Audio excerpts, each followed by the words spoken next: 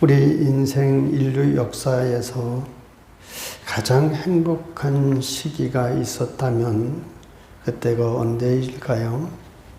언제가 가장 인간에게 가장 행복한 그런 때였을까? 사람들은 누구나 다 행복하기를 꿈꾸며 살지 않습니까? 옛날 사람들은 그래서 5억이라는 것을 꿈꿨죠.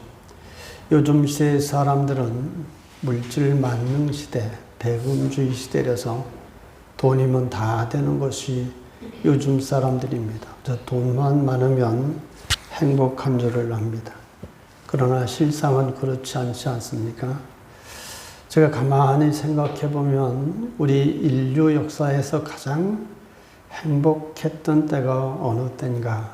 그때는 성경에 나와 있는 것처럼 아담과 하와가 에덴 동산에서 하나님과 동행하며 살았던 때가 인류에게 가장 행복했던 때다. 그리고 우리가 꿈꾸고 그렇게 바라보며 살아가야 될 그 삶이 바로 에덴 동산에서의 아담과 하와가 하나님과 동행했던 것처럼 우리가 이 세상에서 하나님과 동행하는 삶이 우리 인간에게 최고의 복이다. 이런 사실을 알게 됐고 또 믿고 있습니다. 하나님이 우리와 함께 주신다는 놀라운 사실 하나만 우리가 묵상하래도 얼마나 감사하고 감격한지 모릅니다. 그리고 하나님과 동행하는 삶이 얼마나 행복한지 스바냐에도 말씀하지 않습니까? 스바냐 3장 17절에 이렇게 말씀합니다. 너의 하나님 여호와가 너의 가운데 계시니. 우리 가운데 계신다라는 것은 하나님이 동행하신다는 것이죠. 그 하나님이 어떤 하나님이라고 하십니까? 그는 구원을 베푸실 전능자. 구원을 베풀다 해서 여기 구원은 우리 영혼뿐만이 아니라 이 세상 사는 모든 어려운 가운데서도 구원을 베푸시는 올마이트가 전능하신 하나님이시라는 겁니다. 그 하나님이 너로 인해서 기쁨을 이기지 못하며 너를 잠잠히 사랑하며 너로 말미암아 즐거이 부르며 기뻐하신다. 하나님이 이렇게 우리와 함께 하시면서 나 때문에 기뻐하시고 나 때문에 즐거워하신다는 겁니다. 그게 뭡니까? 하나님과 동행하는 삶이죠. 오늘 성경에 에녹이 나옵니다. 에녹이 어떤 사람입니까? 히브리서에 에녹에 대해서 평가를 합니다. 히브리서에 보면 이런 평가를 합니다. 믿음으로 에녹은 죽음을 보지 않고 옮겨졌으니 하나님이 그를 옮기심으로 다시 보이지 아니하였느니라. 그는 옮겨지기 전에 하나님을 기쁘시게 하는 자라 하는 증거를 받았느니라. 그리고 계속해서 무슨 말씀을 합니까? 6절에 믿음이 없이는 하나님을 기쁘시게 못한다. 즉 믿음이 있는 사람이 하나님과 동행하고 그 사람이 하나님을 기쁘시게 한다라고 말을 했습니다. 즉 에녹은 믿음으로 하나님을 기쁘시게 하는 이 동행하는 삶을 살았다라는 겁니다. 그러면 에녹이라는 사람은 어떤 사람인가를 우리가 살펴봐야 됩니다. 에녹은 하나님과 동행하는 사람이라고 했습니다. 동행이라는 것은 뭘까요? 둘이 한 방향을 향해서 같은 방향을 걸어가고 행하는 것을 동행이라고 합니다. 겉으로 보기에 둘이 같이 간다는 것이 동행이라고 합니다. 그러나 정말 동행은 그것이 동행이 아니죠. 외견상 동행만이 아니라 그 마음과 생각과 뜻이 같은 것을 지향하는 것을 동행이라고 합니다. 예를 들어 부부간에 둘이 같이 가기 때문에 동행한다고 말하지만 실제로 이혼하러 법원에 가는 길이라면 그것이 동행이라고 할 수 없지 않습니까? 마음과 뜻이 하나 되어서 갈 때에 동행이라고 할 수 있습니다. 동행은 일치되어 가는 것으로 영과 양심과 마음과 몸과 생활이 하나 되어 가는 것, 이것을 동행이라고 합니다. 동행이라는 단어가 히브리 말로 하라크라고 합니다.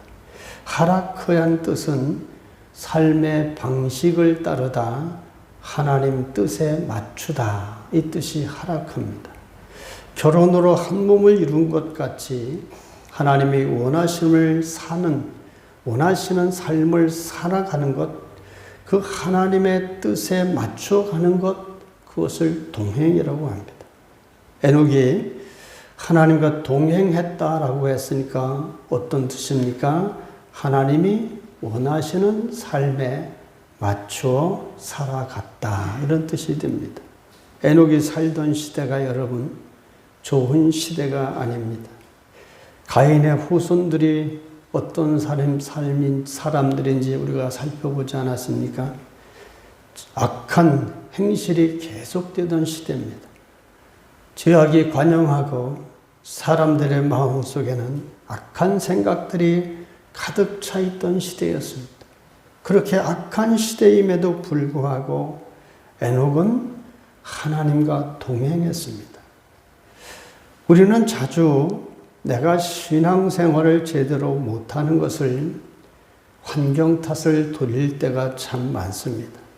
그러나 여러분, 이 세상에서 지금의 어떤 환경일지라도 이 환경에서 제대로 신앙생활하지 못하면 그런 사람은 어느 곳이나 어떤 시대에 살더라도 역시 제대로 못하는 겁니다. 에녹을 보십시오. 좋은 시대가 아니었습니다. 그래도 그는 하나님의 뜻에 맞추어 하나님과 동행하며 살아가서 하나님의 에녹을 볼 때마다 기쁨이 되었고 즐거움이 되는 삶을 살았습니다. 여러분, 신앙생활은 환경 탓이 아닙니다. 우리 자신이 하나님과 동행하느냐, 몸과 마음과 생각이 하나님의 뜻에 맞춰 가느냐, 이 차이가 바로 신앙의 차이입니다. 에녹은 평범한 생활 속에서 하나님과 동행했음을 알 수 있습니다. 에녹에 대한 기록을 보면 아이를 몇 세에 낳고 몇 세까지 아이를 낳다가 하나님과 동행하다 하나님이 그를 데려가심으로 다시 세상에 있지 아니하니라. 뭐 특별한 게 없습니다. 무슨 얘기입니까? 평범한 삶을 살았다라는 겁니다. 한 여인의 남편으로, 아이들의 아버지로, 자기에게 주어진 일터에서 근면하고 성실하게 일하면서 그 삶이 하나님과 동행하는 삶을 살았다는 겁니다. 에녹이 자신의 삶에 충실하면서 동행하는 삶을 살았다면 우리 역시 그럴 수 있지 않습니까? 평범한 인생으로 평범하게 자기 주어진 역할을 잘 감당하면서 하나님 앞에 살아갈 수 있다면 우리 또한 충분히 그럴 수 있습니다. 하나님은 우리 모두가 아브라함 같은 사람이 되기를 원하지 않고 야곱 같은 사람, 요셉 같은 사람이 되기를 원하지 않습니다. 모든 사람이 원하는 것은 에녹 같은 사람이길 원합니다. 주어진 자기 일터에서 자기가 해야 될 일을 잘 감당하면서 하나님의 뜻에 맞추어서 살아가는 삶, 이것이 바로 하나님과 동행하는 삶입니다. 그렇다면 우리가 구체적으로 어떻게 하는 것이 하나님과 동행하는 삶일까? 첫째로 여러분, 하나님과 동행하는 삶에는 하나님의 말씀으로 사는 것임을 알아야 됩니다. 시편 119편 105절에 이런 말씀이 있습니다. 주의 말씀은 내 발의 등이요 내 길의 빛이니이다. 등과 빛, 이것이 어디에 필요합니까? 내 발. 옛날 등불 여러분 잘 아실 겁니다. 캄캄한 밤에 후레쉬도 없던 시절에 등불을 들고 가면 발 한 발짝 앞만 보입니다. 그저 겨우 한 발짝 비춰주는 그 불빛 따라서 걸어가는 게 발의 행동이고, 그리고 내 길에 비친 말씀이 그렇게 내 삶을 비추는 길이기 때문에 말씀을 따라가면, 등불을 따라가면 위험을 피할 수 있고 안전하며 목적지에 갈 수 있는 겁니다. 그게 바로 말씀과 동행하는 삶이죠. 시편 1절과 2절에 보면 어떻게 되어 있습니까? 복 있는 사람은 오직 여호와의 율법을 즐거워하여 그 율법을 주야로 묵상하는 자로다. 즉 하나님의 말씀을 늘 곱씹고 말씀의 뜻을 깨닫고 말씀 안에서 하나님의 뜻을 헤아리며 사는 사람, 이게 바로 하나님과 동행하는 삶이죠. 그래서 말씀과 함께 산다라고 하는 것은요, 하나님의 말씀으로 사는 삶인데, 하나님의 말씀으로 어떻게 삽니까? 말씀으로 내가 앞으로 행할 길을 정하는 겁니다. 나의 진로를 정하고 그 말씀대로 행하며 말씀대로 삶의 목표를 정하는 것, 이것이 바로 하나님이 함께 하시는, 동행하시는 삶이 되게 합니다.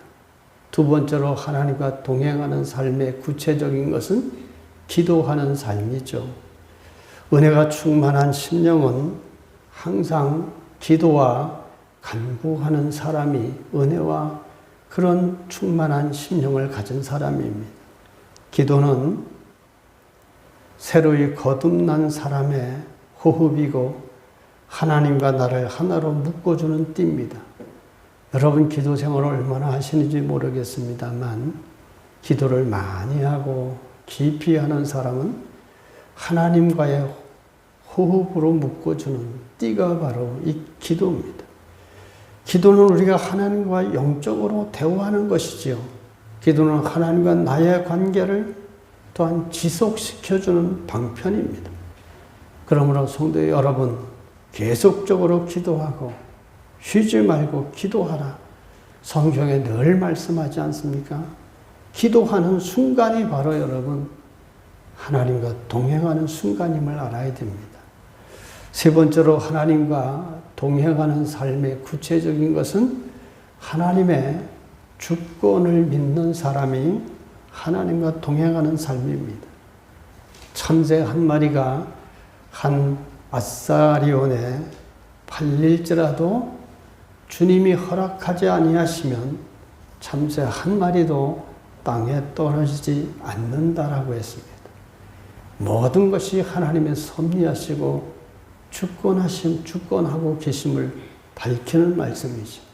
하물며 우리는 어떤 존재입니까? 우리 정체성이 뭡니까? 우리는 하나님이 별거 아닌 것 같지만 하나님이 자기 아들을 십자가에 못 박으시면서까지 저와 여러분을 선택하시고 사랑하시고 끝까지 버리지 아니하십니다. 그리고 심지어 우리의 머리카락 하늘까지도 다 세신 바 된 우리입니다. 그런 우리를 어찌 하나님이 지켜주지 않으시고 보호하시지 않겠습니까?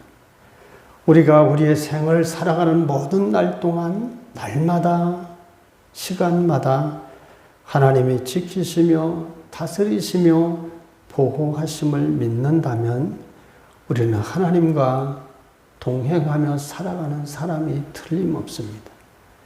또 하나님과 동행하는 사람의 구체적인 것 중에 하나가 하나님의 임재를 믿고 사는 사람입니다.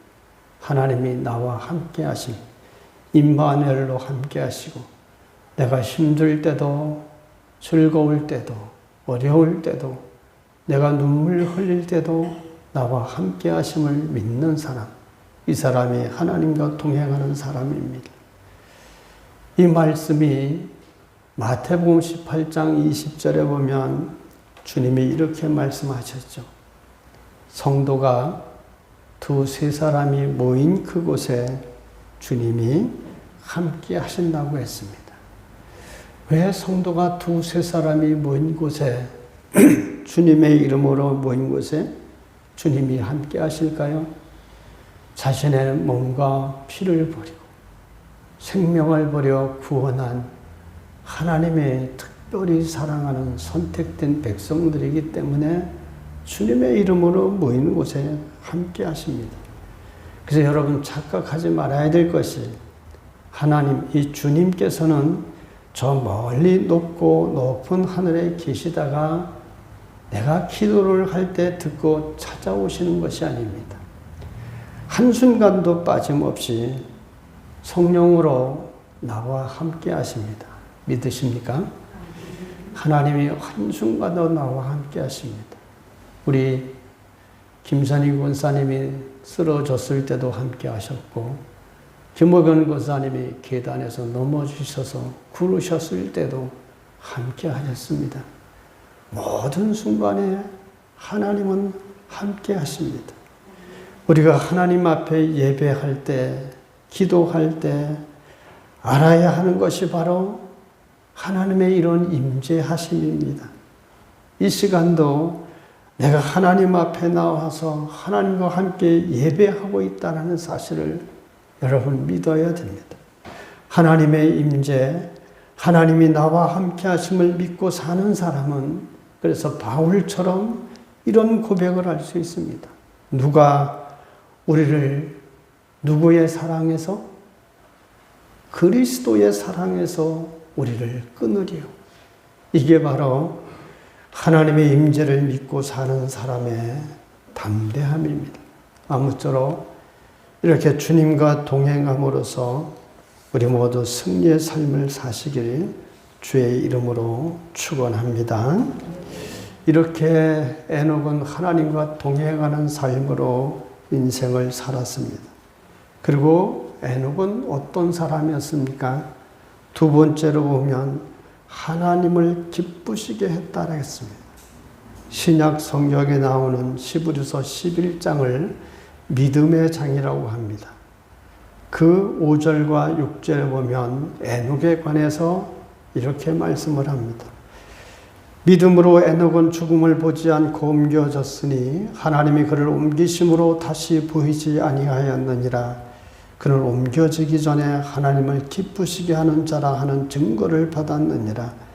믿음이 없이는 기쁘시게 못하나니 하나님께 나아가는 자는 반드시 그가 계신 것과 또한 그가 자기를 찾는 자들에게 상 주시는 이심을 믿어야 할지니라. 아멘. 이 말씀은 에녹이 어떤 사람이었다고 말합니까? 이 말씀을 보면 에녹은 하나님과 동행한 것이 그가 믿음의 사람이었기 때문이다. 이렇게 말씀하고 있습니다.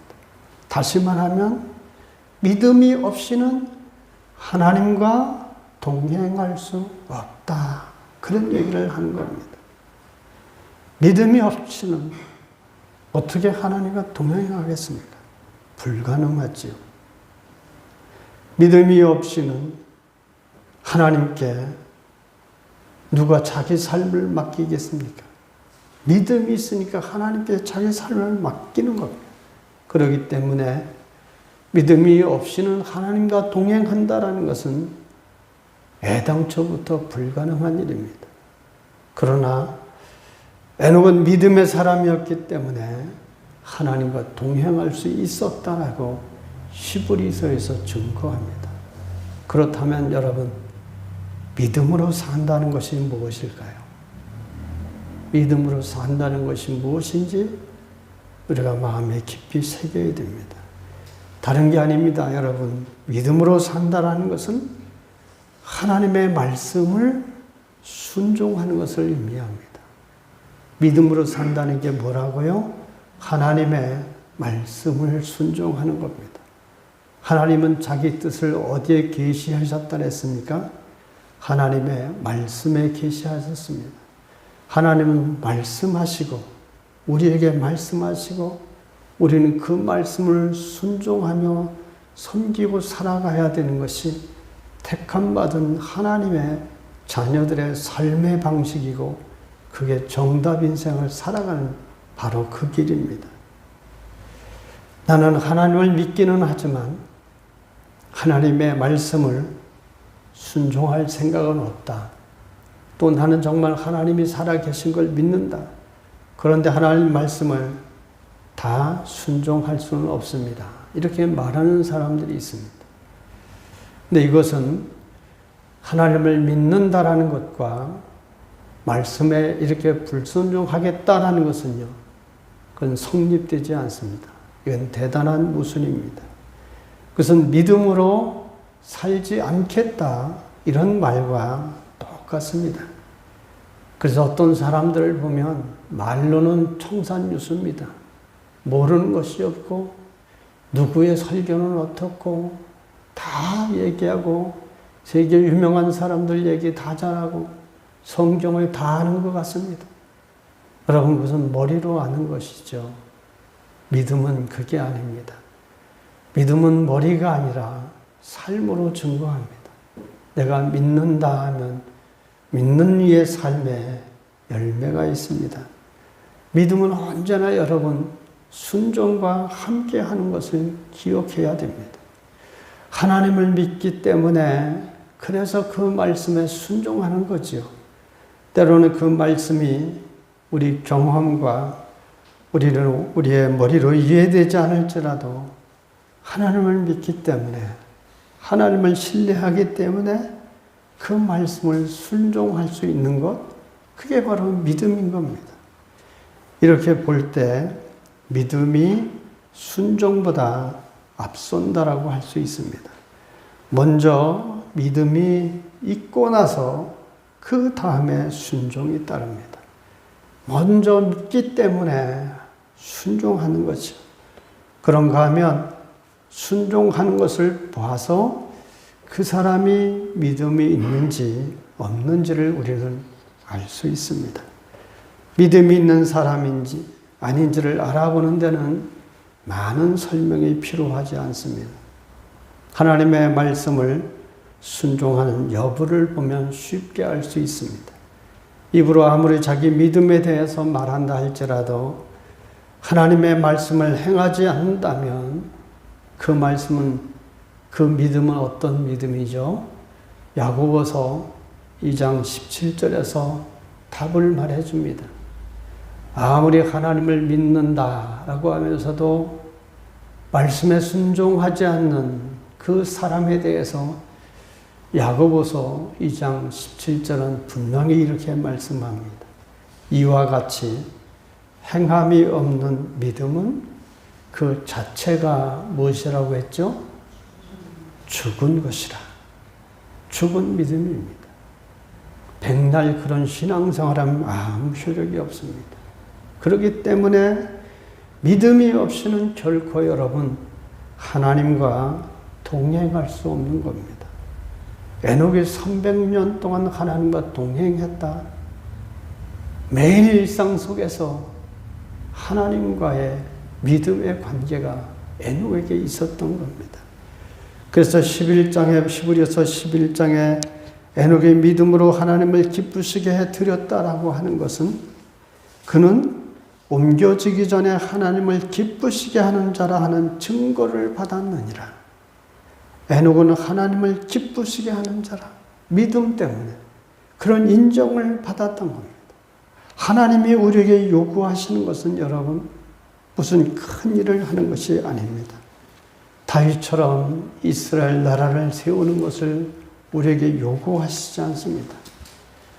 우리에게 큰 건물을 짓고 수많은 사람에게 놀라운 역사를 원하는 것을 우리에게 원하시지 않습니다. 특별한 사람에게 하나님이 주실 것입니다. 또 사실 우리가 사람의 눈으로 볼 때 아무리 크고 위대한 일을 한다 할지라도 전능하신 하나님이 보시기에는 어떨까요? 아무것도 아닙니다. 마태복음 25장에 달란트 비유를 몇 번에 거쳐서 말씀드린 적 있지 않습니까? 그 핵심이 뭡니까? 하나님은 우리 모든 인생에 바라는 것이 최소한 이자라도 남기는 인생이 되기를 바라십니다. 그러면서 주님이 어떻게 평가하시나요? 2달란트 받은 사람, 5달란트 받은 사람 뭐라고 말씀하셨죠? 다 적은 것에 충성했다. 주님이 보시기에는 2달란트나 5달란트나 다 작은 것에 불과합니다. 사람들이 5달란트는 엄청 많은 것으로, 2달란트는 조금 많은 것으로, 1달란트는 아주 적은 것으로 여깁니다. 그러나 주님에게는, 하나님에게는 5개나 1개나 2개나 다 작은 겁니다. 여러분, 하나님 앞에 크게 보일 게 뭐가 있습니까? 큰 것이 없습니다.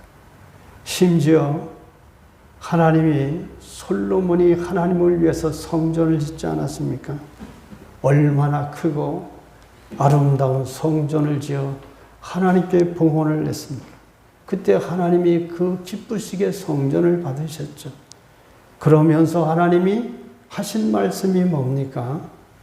그 성전을 크게 짓고 아름답게 지어서 하나님께 드린 것 때문에 하나님이 기쁘시게 받은 것이 아니라 하나님을 향한 솔로몬의 마음과 믿음, 이 사랑을 기쁘시게 받은 겁니다.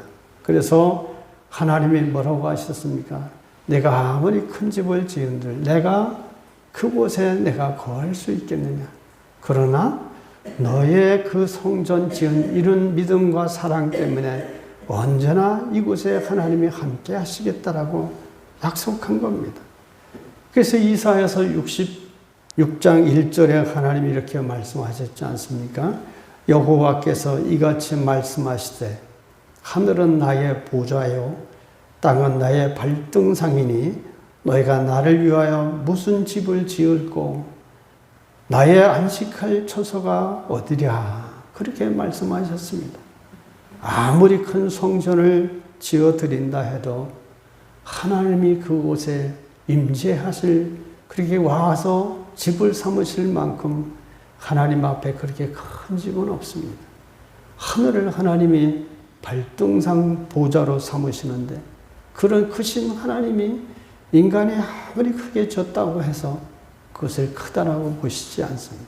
다만 거기에 담긴 그 열심과 하나님에 대한 믿음과 사랑을 하나님이 크게 보신 겁니다. 그것뿐만이 아니지 않습니까? 솔로몬이 기드온 산당에서 하나님께 1000번제를 드렸습니다. 그때 하나님이 기쁘시게 받으셨습니다. 하나님이 기쁘시게 받으신 것은 그 1000번제 드릴 만큼 많은 양의 제물을 기쁘신 게 그것을 보고 기쁘시게 받으신 게 아니라고 했죠.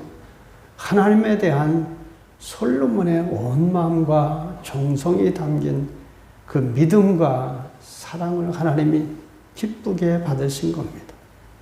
그래서 믿음으로 드리지 아니하는 제사는 아무리 많은 제물을 바칠지라도 하나님께 기쁘게 받지 아니하십니다. 하나님은 그런 믿음 없는 제물은 기뻐 받으시지 않습니다. 이스라엘의 초대 왕이었던 사울 왕을 보시지요. 하나님이 그에게 아말렉 족속을 다 쳐서 진멸하라고 하셨습니다. 그런데 사울은 어떻게 했습니까? 기름진 소와 양을 살렸습니다. 사무엘이 와서 그의 잘못을 지적했을 때 사울은 이렇게 변명했습니다.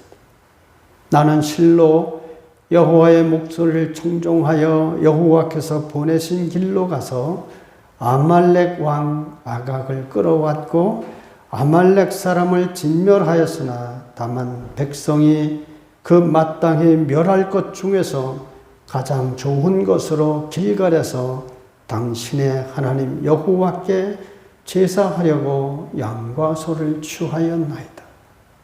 무슨 얘기를 하는 겁니까? 하나님의 말씀대로 다 했습니다. 그런데 하나님께 드릴 기름진 양과 소를 어떻게 죽입니까? 그걸 하나님께 드리려고 끌어왔습니다. 여러분, 하나님은 다 진멸하라고 했습니다. 그런데 사람의 생각으로 하나님께 드릴 예배를 위해서 좋은 것을 남겨왔다는 겁니다. 그때 사무엘이 뭐라고 말씀합니까? 여호와께서 번제와 다른 제사를 그 목소리 순종하는 것을 좋아하신 같이 좋아하시겠나이까. 순종이 제사보다 낫고 듣는 것이 수양의 기름보다 나으니 이는 거역하는 것은 사술의 죄와 같고 완고한 것은 사신 우상에게 절하는 죄와 같음이라. 왕이 여호와의 말씀을 버렸으므로 여호와께서도 왕을 버려 왕이 되지 못하게 하셨나이다. 얼마나 청천벽력 같은 소리입니다. 아무리 제사를 드린다 하더라도, 아무리 좋은 예물을 하나님께 드린다 하더라도 하나님이 기뻐하는 것은 하나님 말씀에 순종하는 것을 기뻐하시지, 말씀에 순종하지 않으면서 그런 종교적 행위를 하는 것만 기뻐하는 하나님이 아니시다라는 겁니다. 하나님의 말씀을 버렸기 때문에 왕도 하나님이 버리셨습니다. 얼마나 놀라운 말씀인지 모릅니다. 여러분, 이렇게 우리가 하나님 말씀에 순종할 때 하나님이 뭐 하신다는 겁니까? 제일 기뻐하신다는 겁니다.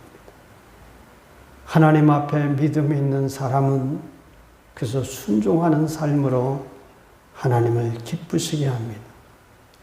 여러분, 지나고 나보면 인생은 참 한순간입니다.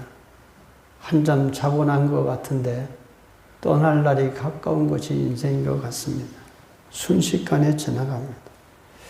이 짧은 인생을 살아가는 동안에 우리가 온전한 목적을 잃고 살아서는 안 되겠지요. 우리가 정말 하나님 앞에서 이 세상 나그네 삶을 사는 동안에 행복한 삶을